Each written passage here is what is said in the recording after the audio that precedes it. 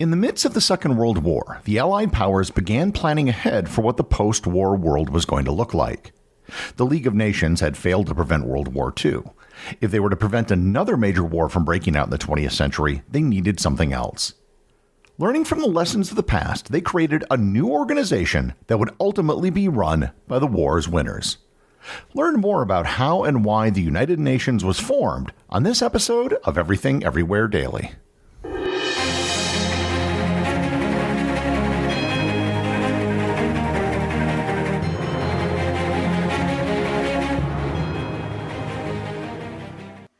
This episode is sponsored by ButcherBox. Several times I've mentioned the grass-fed and grass-finished ground beef and steaks that you can get from ButcherBox. This time, I'd like to tell you about their exceptional salmon and seafood. Most of the salmon that you might buy at a store is actually farm-raised. These salmon are fed a diet that isn't natural for salmon, and as a result, their flesh tends to be gray, not pink. To compensate for this, they're then fed a synthetic chemical to replicate the color of natural salmon. ButcherBox sources all of its seafood directly from independent fishing operations in places like Alaska, Maine, and Massachusetts. Everything is wild-caught and sustainably harvested with no added chemicals, dyes, hormones, or preservatives. The result is some of the finest salmon, scallops, cod, and shrimp delivered directly to your door. Sign up for ButcherBox today by going to butcherbox.com/daily. and use code DAILY at checkout and enjoy your choice of bone-in chicken thighs, top sirloins, or salmon in every box for an entire year. Plus, get $20 off. Again, that's butcherbox.com/daily and use code DAILY. Hey everyone, this is Gary. If you're listening to this podcast, you clearly are someone who likes to learn every day. And if you want to add a little more learning into your everyday routine, check out TED Talks Daily, the podcast that brings you a new TED Talk every weekday. In less than 15 minutes a day, you'll hear about some of the big ideas shaping our world. This includes everything from artificial intelligence to the search for dark matter and more. Listen to TED Talks Daily wherever you get your podcasts.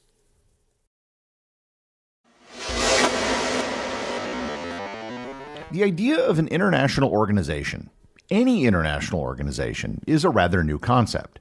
There really weren't any international organizations before the 19th century. The first international intergovernmental organization was the Central Commission for the Navigation of the Rhine, founded in 1815. And this was on the heels of the Congress of Vienna, one of the first international conferences designed to establish order in Europe after Napoleon. The International Telecommunications Union was founded in 1865, and the Universal Postal Union was created in 1874. Even the International Red Cross, which isn't technically an intergovernmental organization, was founded in 1863. This period of the 19th century also saw the rise of world's fairs and the creation of international bodies to standardize weights and measures. All of these organizations were rather ad hoc. They were formed to deal with individual issues.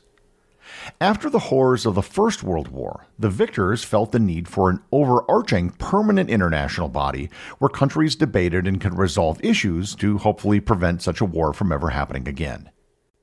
The Paris Peace Conference, which ended the war, created the League of Nations. Founded in 1920, the League had high hopes, but as I covered in a previous episode, it ultimately failed. The League of Nations ended, for all practical purposes, in 1939 with the outbreak of war. The League expelled the Soviet Union after its invasion of Poland, and Germany had already quit. The remaining countries were mostly just allies. The League of Nations was mothballed but legally kept alive for the duration of the war. This was pretty much the low point of international cooperation. The creation of the United Nations began during the Second World War as a result of Allied war planning. The first step in the organization of the Allies was the Declaration of St. James Palace. On June 12, 1941, representatives from the United Kingdom, Canada, Australia, New Zealand, South Africa, and the exiled governments of Belgium, Czechoslovakia, Greece, Luxembourg, the Netherlands, Norway, Poland, Yugoslavia, and France all signed a document of principles regarding the war. In addition to a statement of principles regarding the conduct of the war, they also outlined a vision of a future post-war order made of, quote, willing cooperation of free peoples. In August, President Franklin Roosevelt and British Prime Minister Winston Churchill held a secret meeting outlining post-war peace and security principles in a document that was known as the Atlantic Charter. It emphasized the importance of no territorial aggrandizement, the right of all people to self-determination, and the restoration of self-government to those deprived of it. It also called for equal access to trade and raw materials, economic cooperation, improved labor standards, and Social Security. The U.S. was not in the war at this point. However, when the U.S. entered the war in December 1941, a conference was held in Washington, D.C. in late December and early January. All the major allies, in particular the Big Four, were in attendance, the Big Four being the United States, the United Kingdom, the Soviet Union, and China. The inclusion of China as one of the Big Four was contentious. Roosevelt wanted China because he felt that they would side with the United States against the Soviets. And the thing to note is that this was before the Chinese Civil War, and China at the time was the Republic of China, the government which later fled to Taiwan, not the Communist People's Republic of China, which is the government today. The British didn't want China included because they felt that they would support the breakup of the British Empire in Asia. On January 1, 1942, the Big Four signed a document called the Declaration by United Nations. The next day, 22 other nations signed the document. This was not the founding of the United Nations. Rather, they used the phrase United Nations at Winston Churchill's suggestion, who got it from a poem by Lord Byron. The poem was Childe Harold's Pilgrimage, which was a reference to the Battle of Waterloo. The relevant passage from the very long poem that coined the phrase United Nations is as follows, quote, "Millions of tongues record thee, and anew their children's lips shall echo them and say, Here where the sword United Nations drew, our countrymen were warring on that day. And this is much, and all which will not pass away." End quote. The term United Nations was used throughout the war to reference the Allies to distinguish them from the Axis. Even though the term was used at the time and can be seen on many propaganda posters from the era, we seldom refer to the Allies as the United Nations anymore because of confusion with the subsequent organization of the same name.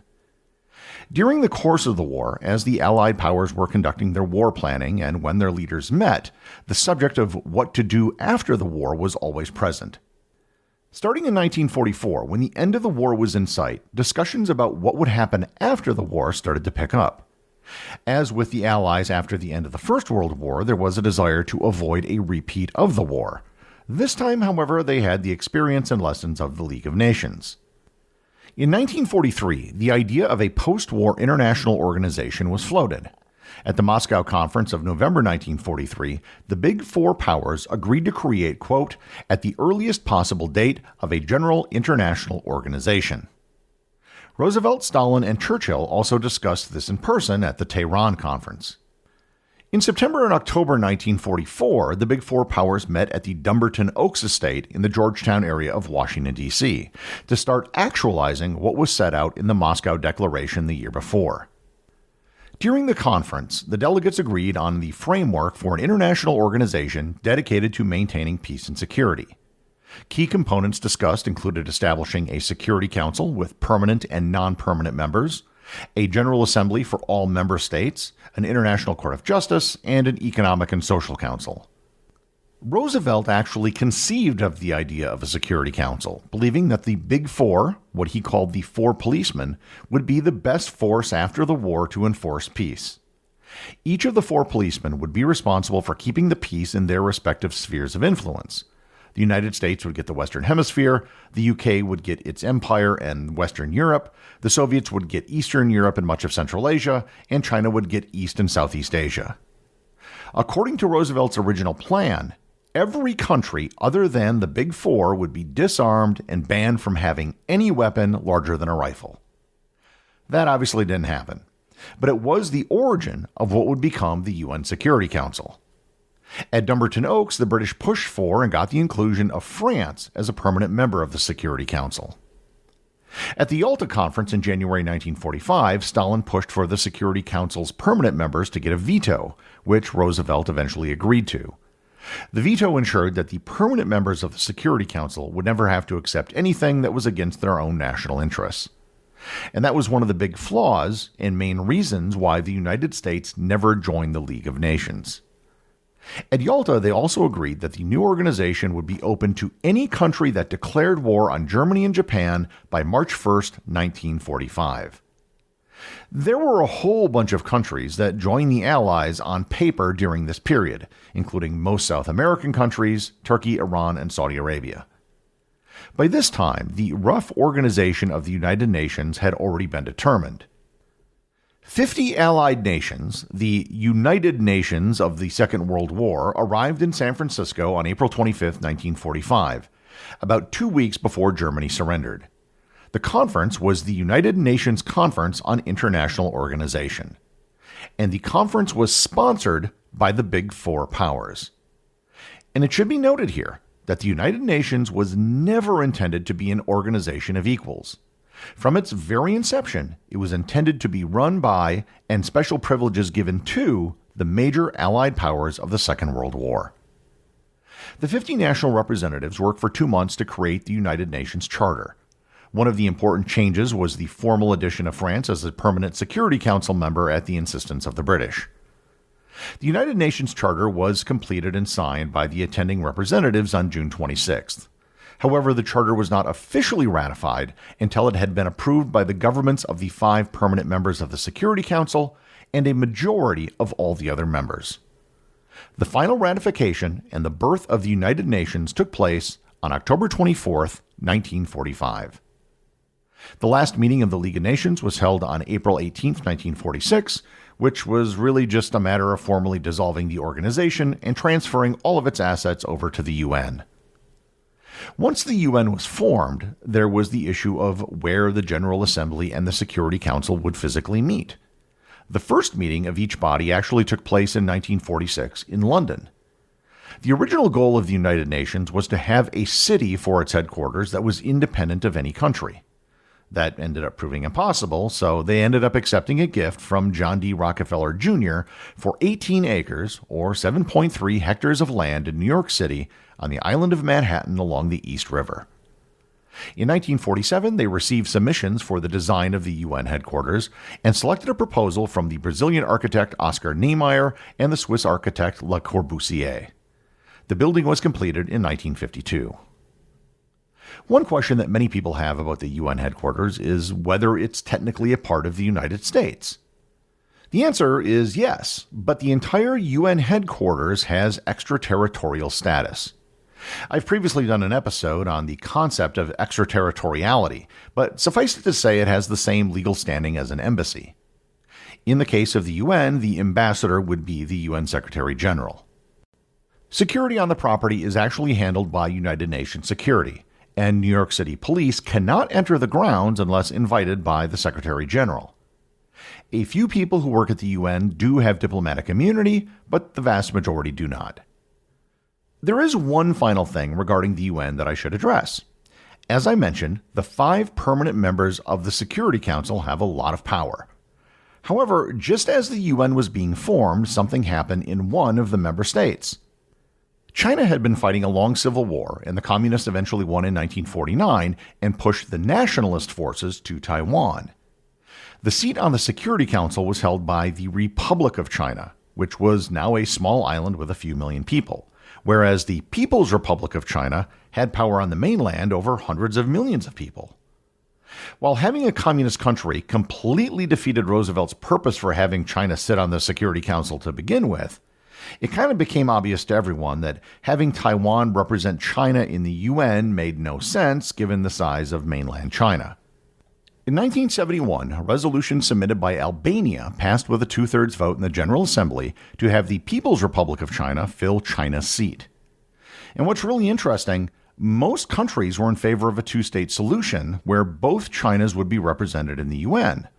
But both Chinas were against it because both of them claimed to be the only real China. A similar but not quite the same problem came up in late 1991 when the Soviet Union dissolved.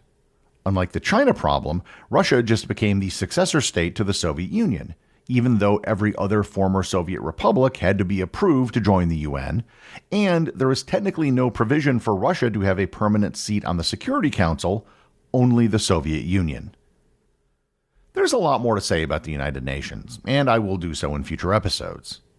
In its almost 80 years of existence, it has had its share of accomplishments and scandals. Nonetheless, unlike the League of Nations, it has managed to survive, and it may have played a part in ensuring that the Cold War never turned into a hot war. The executive producer of Everything Everywhere Daily is Charles Daniel. The associate producers are Ben Long and Cameron Kiefer. I have an error that I need to correct that many of you had pointed out. In my episode on the U.S. occupation of the Philippines, I said that the Philippines was the 4th largest country in the world. What I meant to say is that it was the 14th largest country in the world. And that's literally what I had written down in the script, and somehow I read it wrong when I was recording. Mea culpa, mea maxima culpa. Remember that if you leave a review or send me a boostagram, you too can have it read on the show.